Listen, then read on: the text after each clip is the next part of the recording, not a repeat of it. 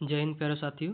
आज हम लोग बात करेंगे एजीटीए भर्ती के बारे में। फोकस हम लोग का एजीटीए भर्ती का जो भी समस्या चल रहा है और जो भी धरना प्रदर्शन हुआ था उन सबको लेकर मंत्री जी ने क्या कहा इसके बारे में और क्या आगे होने वाला, इन सब विषयों में बात करेंगे।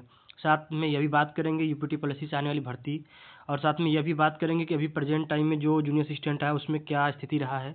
सब कुछ बात करेंगे। एक छोटा सा अपडेट, चैनल को सब्सक्राइब कर लीजिएगा क्योंकि इस पे हम लोग पूरे एग्रीकल्चर को फ्री में करा रहे हैं। ठीक है, इसी चैनल पर हम लोग एग्रीकल्चर को पूरे फ्री में करा रहे हैं। प्लेलिस्ट बनी हुई है, हर प्लेलिस्ट में वीडियो पढ़ रही हैं और 20 मिनट में आप लोग को पूरा क्लास कराया जाता है। हम लोग का सिंपल सा बात है।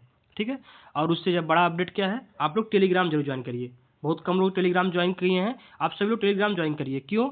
देखिए, सुबह करंट अफेयर 7 बजे मिल जाएगा आपको, उसके बाद आपको 9 बजे क्यूज मिल जाएगा, फिर उसके बाद आपको 11 बजे टर्मिनोलॉजी एग्रीकल्चर से रिलेटेड कुछ मिलता है, और फिर उसके बाद शाम को अब आएंगे तो फिर आपको फिर 4 बजे क्यूज मिल जाएगा। इतना सब कुछ आपको रोज फ्री में कराता है और ये डेली शेड्यूल है। करंट अफेयर डेली आना है, क्यूज डेली आना है, क्यूज शाम को भी डेली आना है, और संडे को मेगा टेस्ट होता है। पूरे वीक में जो आपने करंट अफेयर दिया है और पूरे वीक में जो भी आपने एग्रीकल्चर दिया है उसका संडे को एक मेगा टेस्ट हम लोग कराते हैं। मतलब इस तरह से पूरा शेड्यूल है, इसलिए ज्वाइन करिए। चलिए क्लास आज समझते हैं। अच्छा, क्लास क्या है देखिए। आज हम लोग क्या क्या बात करने वाले हैं उसमें से देखिए कुछ मुख्य बिंदु बात कर लेते हैं। सबसे पहली बात, एजीटीए की जॉब प्रोफाइल में कौन सी शाखा चुने। ठीक है, वेतन क्या है, मतलब 2400 ग्रेड पे ही बात करनी है या 4200 ग्रेड पे। ठीक है, देरी क्यों हो रही है, क्या समस्या है, लेखपाल और जूनियर असिस्टेंट के बारे में बात करते हैं हम। एजीटीए की लास्ट में लोग फाइनल कट ऑफ की भी प्रिडिक्शन करेंगे, थोड़ा बात करेंगे, और 2026 में एजीटीए में क्या होने वाला है उसके विषय में भी थोड़ा अच्छा से बात कर लेते हैं। चलिए देखते हैं। पहले समझिए कि एजीटीए की जो जॉब प्रोफाइल है वो क्या है। देखिए, वो एक्सटेंशन का वर्क है, समझ रहे हैं आप। ये एक एक्सटेंशन का वर्क है। होता क्या है ना, जैसे मान लो एक ब्लॉक में एसटीए होते हैं, बीईओ होते हैं, ये सब ब्लॉक लेवल के ऑफिसर्स होते हैं। इनके नीचे काम करते हैं आपके एजीटीए। एजीटीए मतलब एजी हटा दीजिए, एग्रीकल्चर होता है तो सिंपल समझिए टीए। टीए का मतलब होता है टेक्निकल असिस्टेंट। ये एक असिस्टेंट का काम करते हैं। करते क्या है, जो गवर्नमेंट की स्कीम्स है, परियोजना है, उसको जो आपके किसान भाई बंधु हैं उनको पास में आकर समझाना कि क्या स्कीम चल रही है, आपको क्या करना चाहिए। यह एक ऑफिसर लेवल का ही जॉब होता है। ऐसे मत समझिएगा कि यह लो लेवल की जॉब है, ऑफिसर लेवल की जॉब होती है। आप एक पंचायत का ऑफिसर होते हैं, एक पंचायत में 15 से 20 गाँव, 25-30 गाँव भी मिल जाता है, इतना बड़ा ऑफिसर होते हैं। और आपका काम क्या होता है, ब्लॉक और न्याय पंचायत स्तर पर नियुक्ति होती है। काम क्या होता है, जो भी स्कीम्स चल रही हैं उसको बताना गो, और पब्लिक डीलिंग करने वाला काम, जो भी जनता है उसके साथ डील करने का मेन काम होता है। दूसरा काम क्या होता है, दूसरा डिपार्टमेंट क्या होता है, देखिए इसमें डिपार्टमेंट भी अलग अलग होता है। ये एक्सटेंशन डिपार्टमेंट हो गया। एक होता है सॉइल डिपार्टमेंट, उसमें क्या होता है, यह बीएससी के नीचे काम करता है। इसमें गांव में खेत तालाब जो है उसकी जो ज़मीन है उसकी सुधार के लिए। ठीक है। तीसरा होता है प्लांट प्रोटेक्शन का। अभी प्लांट प्रोटेक्शन की वैकेंसी देखिए आने वाली है, बिहार में जम के लग जाइए, उस पर भी हम लोग क्लासेस चला रहे हैं। आप लोग इसीलिए कह रहे हैं, चैनल को जरूर सब्सक्राइब कर लीजिए। प्लांट प्रोटेक्शन का क्या काम चल रहा है, उसमें होता है जितना भी रसायन दवा है उनका सुझाव देना, ब्लॉक स्तर पे जो भी स्कीम्स चल रही है इसके विषय में उसको किसानों के पास पहुंचाना। और एक होता है रिसर्च वाला, जो लगभग एमएससी वाले बच्चे होते हैं ना एजीटी में, उनको इस एरिया में ले जाते हैं, उसमें वो रिसर्च का काम करते हैं। लैब में मिट्टी का जो सॉइल का टेस्टिंग वेस्टिंग करते हैं ना, उसमें यह डिपार्टमेंट को देखते हैं। चलिए, ये हो गया आपका जॉब प्रोफाइल। आगे समझते हैं। हायरकी क्या होता है, मतलब आप किस स्तर से किस स्तर तक जा सकते हैं, इस बारे में थोड़ा बात करते हैं। देखिए, आप एजीटीए के रूप में डिपेंडेंसी करेंगे, आपकी ज्वाइनिंग एजीटीए ग्रुप में होगी, या टीए करते हैं। ठीक है, इसका जो लेवल होता है, जो ग्रेड पे होता है, वह स्टार्टिंग में 2400 भी रखा गया है। मान लो सरकार ने 2800 पे बात की हुई है। ओके, और हाई कोर्ट ने कितने बात कराई है, हाई कोर्ट ने कहा है भैया हमको 4200 इन सबको दो, क्योंकि ये ग्रेजुएशन लेवल की पोस्ट है। ऑल इंडिया में एजीटीए की जो ग्रेड पे है वो 4200 ही है, इंडिया यूपी को छोड़ के, क्योंकि यूपी महान महान आदमी है, क्या कहें। एजीटीए के बाद आपका पहला जो प्रमोशन होता है एडीओ का होता है। ठीक है, एडीओ को एक तरह से ब्लॉक का काम संभालता है, एक ब्लॉक की प्रभारी होता है, ब्लॉक ऑफिसर नहीं, ब्लॉक का प्रभारी होता है। उसके बाद आप एसएमएस होंगे। ठीक है, देखिए उसके बाद एसएमएस पोस्ट पे जो आपकी नियुक्ति होती है, ठीक है, वह स्पेशल सब्जेक्ट कहते हैं, जैसे कोई एक डिपार्टमेंट का स्पेशलिस्ट होता है। उसके बाद आते हैं एसडीओ, यह होता है क्लास 2। एक होता है एसडीओ, यह होता है एक संभाग का, अरे एक संभाग का सब ऑफिसर होता है, सब डिविजनल ऑफिसर बोलते हैं। उसके बाद होता है डीडीओ या एडीओ, ये सबसे हाईएस्ट होता है, जिला स्तर का होता है। ये गैजेटेड पोस्ट में आ जाते हैं, लेकिन यह बड़ा कम ही लोग को मिल पाता है, इतना लंबा ट्रांसफर नहीं होता है। 10-10 साल का मान के चलिए चलता है, इसमें आपका 5 से 10 साल लग जाएगा, समझ रहे हैं आपको। ठीक है। इसमें 5 से 10 साल लग जाएगा, इसमें 10 साल लग जाएगा, तो इतना तो कहाँ कोई भर्ती ज्वाइनिंग ले पाता है। आप मान के चलो बहुत अच्छे प्रमोशन लिए तो एसडीओ तक जाने के चांसेस बन जाते हैं। ऐसी बात नहीं कि नहीं जाओगे, यहाँ तक चले जाओगे। ठीक है, ये आपकी पद अनुसार हो गया, इसको देख लीजिएगा। एक थोड़ा सा एक मन में मोटिवेशन मिल जाता है कि हम कहाँ तक जा सकते हैं। चलिए, एक थोड़ा सा जो विवाद चल रहा है सरकार और एजीटीए डिपार्टमेंट के बीच में, वो क्या है, इस विवाद को समझते हैं। देखिए, सरकार का कहना है कि हम 2400 पे काम कराएंगे आपसे, और विभाग का कहना है, एजीटीए के डिपार्टमेंट वालों का कहना है कि नहीं भैया 4200 ग्रेड पे हमें चाहिए। देखो क्यों चाहिए, यह एक ग्रेजुएशन लेवल की जॉब है, और ग्रेजुएशन लेवल की जॉब इंडिया में कहीं पर भी करेंगे तो आपको मिनिमम 4200 ग्रेड पे देखने को मिलती है। ठीक है, और अगर आप 4200 ग्रेड पे की जो जॉब करा रहे हो तो उसमें आप 2400 ग्रेड पे क्यों दोगे? तो मांग हम लोग की जायज़ है, ऐसी बात नहीं कि मांग जायज़ नहीं है। देखियो, यह 4200 ग्रेड पे काम करें तो ये लेवल 6 के अंदर आ जाएगा। अभी 2400 ग्रेड पे काम कर रहे हैं तो ये लेवल 4 में आता है। लेवल समझते हैं ना, लेवल से डिफाइन होता है आपका पद क्या है, आपकी पावर क्या है, आपको क्या क्या हायरार्की मिलने वाली है। ओके, अभी इन हैंड सैलरी 40,000 के आसपास मिल रही है। इन हैंड सैलरी 40,000 के आसपास मिल रही है। 43-44,000 बनता है, लेकिन कुछ डिडक्शन होता है, आप सबको पता होगा। तो कुल काट पीट के 40,000-39,000 के आसपास आपके हाथ में मिल जाएगी। सैलरी देखिए ठीक है, ओके, एक गुड सैलरी है, इसकी बात नहीं है। और अभी यूपी सरकार इस पर डिपेंड नहीं है कि आपको 4200 देगी कि 2400 देगी, लेकिन हाँ, ये अगली वैकेंसी 2800 ग्रेड पे निकाल रही है, यह कह सकते हैं आप। अगली वैकेंसी जो है 2800 ग्रेड पे आ रही है। मतलब इतना तो मान के चलो आप लोग कि केस लड़ने का इतना फायदा होगा कि 2800 ग्रेड पे की आपकी जॉब तो हो गई है।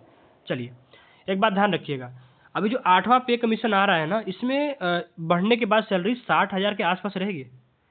और आपको अच्छे से पता है 60,000 एक अच्छी रकम होती है, मतलब बहुत फेयर रकम होती है, कम नहीं होती है भाई। मोटिवेशन इससे बड़ा क्या चाहिए कि 60,000 आपको salary in hand her day, her month आपके अकाउंट में खटाखट आने वाली है। तो भाई एकदम खटाखट आ रहा है, अगर सैलरी चाहिए तो खटाखट पढ़ना शुरू कर दो, नहीं कोई ऑप्शन नहीं उसके बाद है।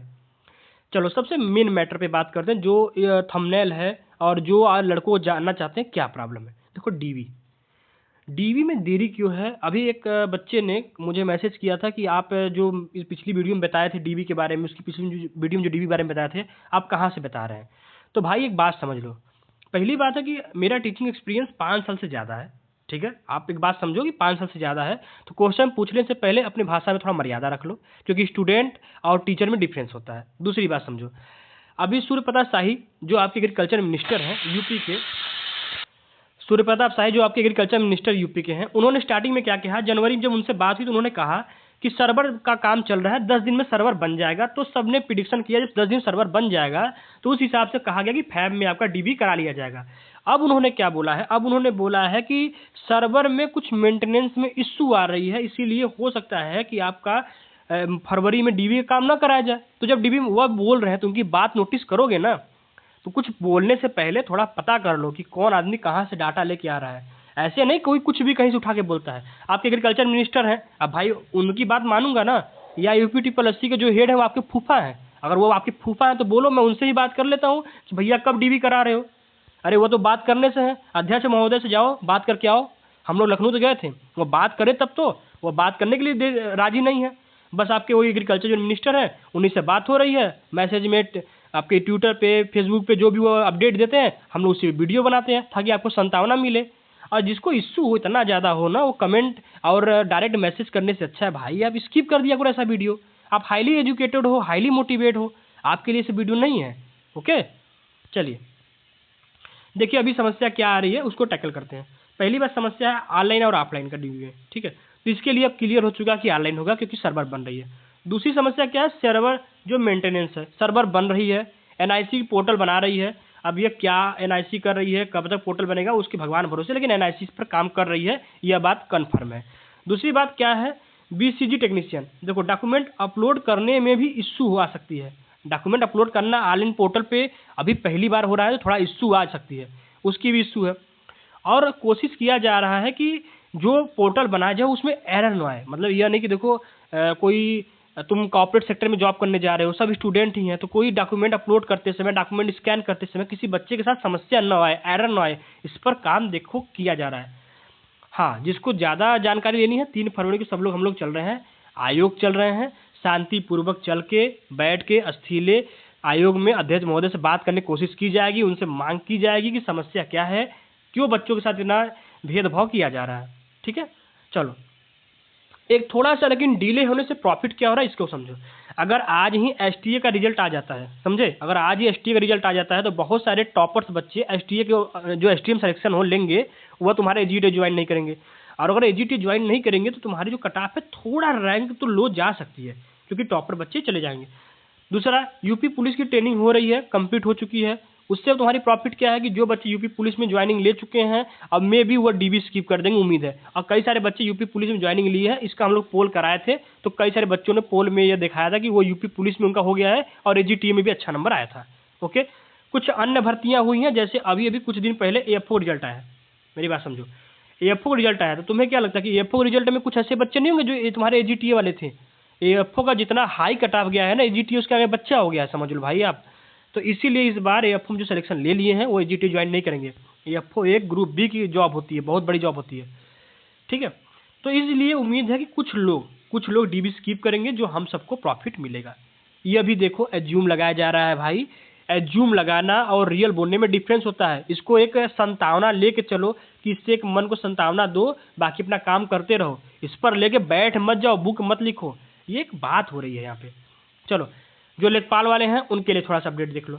लेखपाल में 5 से 6 लाख अपडेट हुआ, आवेदन हुआ है। शॉर्ट लिस्टिंग करने का जो उम्मीद है 30 गुना का है। अब अभी तो 15 गुना की बात हो रही थी, लेकिन बाकी एग्जाम के मुकाबले इसमें थोड़ा ज़्यादा पोस्ट है, इसलिए उम्मीद है कि 30 गुना बच्चों को शॉर्ट लिस्ट कराया जाएगा। दूसरी बात है परीक्षा की तिथि, पंचायत चुनाव के बाद उम्मीद कराई जा रही थी कि मई और जून में होगी, लेकिन एक और अपडेट जान लो, पंचायत चुनाव ही हो सकता है कि लेट हो जाए। उसमें ओबीसी, जो ओबीसी वाला नौटंकी चल रहा है ना, ओबीसी का एक अभी भी नया कमेटी बनी है, उसके अनुसार ओबीसी की कुछ इश्यू चल रही है आरक्षण को लेके, हो सकता है कि पंचायत चुनाव लेट हो। अगर पंचायत चुनाव लेट होगा तो हो सकता है इसका एग्जाम पहले करा दें, अगर हो सकता है इसके बाद कराएंगे तो एग्जाम ये आगे जा सकती है, बाकी यूपीटी पॉलिसी जाने। पेट स्कोर पहले ही बता चुके हैं, अगर 30 गुना से ज़्यादा बुलाता है तो 45 प्लस वाले एकदम सेफ हो, बेझिझक परेशान मत हो, पढ़ाई जम के करो। चलो, जूनियर असिस्टेंट की बात करते हैं। आप सब लोग जूनियर असिस्टेंट का एग्जाम दिए हैं, कट ऑफ बहुत अच्छी उम्मीद है कि रहने वाली है। मान के चलो फाइनल कट ऑफ तो 75 प्लस ही जाएगा, क्योंकि पेपर सिंपल आया था, मॉडरेट आया था।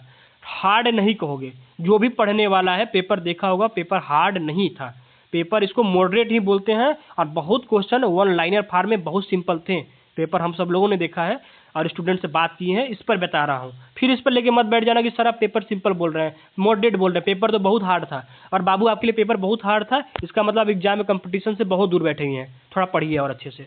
चलिए, एक टारगेट बनाइए, घर पे ही बैठे बैठे टारगेट बनाइए कि अपने मोबाइल से, अपने टैब से, अपने लैपटॉप से ऐड करिए, टाइपिंग स्पीड करना शुरू करिए। अगर जिनका भी नंबर ठीक ठाक आया है, जो 75 क्रॉस कर गए हैं, वो तो भाई साहब टाइपिंग के लिए दिन रात मेहनत करो। टाइपिंग में कितना गुना बुलाएगा, कितने बच्चों को बुलाएगा, कोई आइडिया नहीं है, लेकिन टाइपिंग अगर नंबर ठीक है तो टाइपिंग करना शुरू करो। खास तौर से स्टार्ट करो हिंदी से। इंग्लिश पे एक बार कमांड करना आसान है, हिंदी में आपको पूरा रटना पड़ता है। एक बार रट्टा मार लोगे, हिंदी के सारे कीबोर्ड याद कर लोगे, बहुत अच्छे से हिंदी एक बार सीख लोगे ना, आपको अगले एग्जाम में काम देगा, इस एग्जाम में काम देगा, बहुत सारे एग्जाम आने वाले सब में काम देगा। टाइपिंग में कोई भी एरर बर्दाश्त नहीं है। आपको टाइपिंग पूरी कंप्लीट अपने मन से सीखनी पड़ेगी, उसमें कोई तुक्काबाजी नहीं होता है, ध्यान रखिएगा। चलिए आगे बात करते हैं। एक फिर से बताता हूँ, प्रिडिक्शन है, प्रिडिक्शन की तरह लेकर चलो, इसको लेकर एकदम सीरियस होकर छापो मत बैठो। एक लड़के ने हमें मैसेज किया कि सर आपने जो प्रिडिक्शन किया है क्या वो 100% सही है? आप याद रखिएगा यह गलत हो जाएगा। अरे मेरे भाई, वो गलत हो चाहे सही हो, मैं तो बोल तो रहा हूँ कि प्रिडिक्शन कर रहा हूँ। मैं यूपीटी पॉलिसी का अध्यक्ष आपको लगा हूँ? ये बताओ, यूपीटी पॉलिसी का अध्यक्ष हूँ? मेरा प्रिडिक्शन है, आप लोग एक संतावना है कि इतना उम्मीद है, और ये प्रिडिक्शन बच्चों के नंबर के अनुसार ही किया जा रहा है ना। जो बच्चे हैं वो अपना नंबर दिए कि सर हमारा इतना नंबर है, सर हमारा इतना नंबर है, सर हमारा इतना नंबर है। करीब करीब 1500 2000 बच्चों का हम लोगों ने पोल कराया, उनके इतने नंबर्स हैं, उसी हिसाब से प्रिडिक्शन किया जा रहा है। अब बाकी फाइनल रिजल्ट का वेट कर लो, इसको लेके यार तुम लोग बहस कर लेते हो। देखो अभी भी प्रिडिक्शन जो अभी हम लोग का अभी भी है 45 प्लस में ही है, अभी भी 45 प्लस में ही है। एक मोटा मोटी मान के चलो 48 से 50 वाले ओबीसी, ईडब्ल्यूएस और जनरल, 48 से 50 जिनका भी 48 से 50 है, ओबीसी में है, ईडब्ल्यूएस में, जनरल में है, आप सब लोग अपने आप को सेफ मान के चलो। इरिटेट मत हो अपने मन को भाई, इरिटेट मत हो। आपने मेहनत दिया है, एग्जाम दिया है, नंबर ठीक है आपके। आप लोग ये दुनिया के ढोल में मत आओ, कोई आपको बोल दे रहा है भैया मेरा 65 बना है, कुछ तो 75 74 वाले भी मुझे दिख गए हैं। तो भाई इनके चक्कर में अपने आप को मत परेशान करो। जो ढंग से दिया है, 2-2 साल मेहनत किया है, वह 50 प्लस लाने में उसका कुल हाल हो गया था। समझ रहे हो मेरी बात मैं क्या कह रहा हूँ? इसको सीरियसली लो। उड़ने वाले तीर अपने ऊपर मत लोको, परेशान मत हो, पढ़ाई करते रहो, इन सब उलझनों में मत पड़ो, ठीक है? ये कट आप देख लेना। चलो आगे देखते हैं। एक थोड़ा सा हम लोग का मांग है आयोग से। देखो सबसे पहली बात है कि यूपी पॉलिसी को सोता हुआ आयोग घोषित कर दिया है। हर बच्चा, हर टीचर अगर बोलोगे इंडिया में सोता हुआ आयोग, अगर क्वेश्चन भी आ जाएगा तो लोग टिक करेगा सोता हुआ आयोग UPSS। इससे घटिया, इससे गंदा, इससे सोता हुआ आयोग पूरे इंडिया में नहीं है। इसने जितना बच्चों का मतलब शोषण किया है ना, इतना शोषण तो हमको लगता है कि किसी इंसान की दुनिया में नहीं होगी। इसने जितना बच्चों का सॉफ्ट रूप से शोषण किया है, उनके मन के साथ जो खेला UPSS ने, उनके साथ जो मतलब डिस्टर्बेंस पैदा किया है ना, मुझे नहीं लगा कि कोई ऐसा आयोग होगा। इससे महाघटिया आयोग मैं बोलता हूँ कि ये आयोग है, महाघटिया आयोग। देखिए कैलेंडर का कोई मतलब नहीं, बहुत प्रेशर बना गया सबके द्वारा तो इन्होंने कैलेंडर लगाया, कैलेंडर का लेकिन कोई मतलब नहीं। हमें यह नहीं समझ में आता है कि इतना गंदा, इतना सोता हुआ आयोग कैसे भारत में एग्जिस्ट कर रहा है। हमारे नेता लोग, हमारे ऑफिसर लोग क्या मतलब इतने नालायक हो गए हैं कि उनको नहीं दिख रहा कि बच्चों के साथ क्या हो रहा है? वेटिंग लिस्ट का कोई मतलब नहीं है, कोई मतलब नहीं है। पेड का कॉमन कट ऑफ के लिए मांग किया जा रहा है, कोई अपडेट नहीं है। भर्तियां समयबद्ध हो, टाइम पर हो। आपने जब बोल दिया कि 6 महीने में भर्ती कंप्लीट कराओ, 8 महीने में भर्ती कंप्लीट कराओ, आप 2 साल से ज़्यादा समय लगाते हो हर भर्ती में हो यार। ऐसे कौन ऐसा आयोग काम कराता है? समय से परिणाम निकालो, समय से ज्वाइनिंग कराओ। लोग पढ़ता इसीलिए है ना। चलिए अच्छा कुछ गुड न्यूज भी देख लेते हैं, इतना फ्रस्ट्रेशन की बात हम लोग कर लिए। देखिए गुड न्यूज क्या है कि AGTA की 2026 की भर्ती जो है वो क्लियर हो चुकी है। बहुत जल्दी आपको आयोग अधियाचन दे देगा। आयोग पास अधियाचन मिल गया, बहुत जल्दी आपको नोटिफिकेशन मिल जाएगा। इसमें 27-59 पद आने की उम्मीद है, या RTI के द्वारा मिली है। फिर मत बोलना कहाँ से अपडेट है, RTI से अपडेट मिली है। 27-59 पद है। इसमें जनरल की कुल 1692, OBC EWS का पद ऐसे ऐसे बटा हुआ है, ठीक है। इसमें भी एलिजिबिलिटी वही रहेगा जो पिछला आया था, BSc एग्रीकल्चर की हो, सिंपल सा बात है, आप एलिजिबल हो। आयु सीमा बताने की जरूरत नहीं है, यूपीटी पॉलिसी कोई आप एग्जाम देंगे सब में आयु सीमा कन्फर्म है 21 से 40 साल तक। एक थोड़ा सा मोटिवेशन बात आपसे बोलेंगे, शाखा कोई भी हो, कार्य सेवा का है और देरी को अवसर में बदले, अफवाहों पर नहीं अपने तैयारी पर भरोसा रखें, ठीक है। यही आपसे कहेंगे, अफवाहों पर नहीं अपने तैयारी पर भरोसा रखिए। आपको AGTA में कोई भी ब्रांच मिल जाएगा, अच्छा है, सारा ब्रांच अच्छा है। 6-7 ब्रांच, 5-6 ब्रांच होते हैं मुख्यतः, कहीं मिल जाएगा, सब काम अच्छा होता है। और देरी हो रही है मानते हैं, लेकिन इसका कुछ फायदा भी है। कुछ एग्जाम हो जा रहे हैं, कुछ बच्चे उसमें चले जा रहे हैं, तो आपको उसका कुछ फायदा ही मिलेगा। बस थोड़ा हम यही कहेंगे कि अपने ऊपर धैर्य रखिए। इतना दिन जैसे आपने सहा, 2 दिन 2 महीने और सह लीजिए। उम्मीद है 2 महीने में कुछ आप पॉजिटिव न्यूज़ देखेंगे। उम्मीद है आप सब लोग को बहुत बहुत अच्छा लगा होगा। यह चैनल पे आप अगर हैं सब्सक्राइब करिए, और सबसे बड़ा अगर हम बात कहेंगे तो टेलीग्राम ज्वाइन कर लीजिए। और ये एक हम्बल रिक्वेस्ट है, टेलीग्राम ज्वाइन करिए, क्योंकि टेलीग्राम पे आपको डेली क्विज कराया जा रहा है, करंट अफेयर्स कराया जा रहा है, इतना मेहनत किया जा रहा है, तो आप सभी लोग का सहयोग मिलेगा तो बहुत अच्छा लगेगा।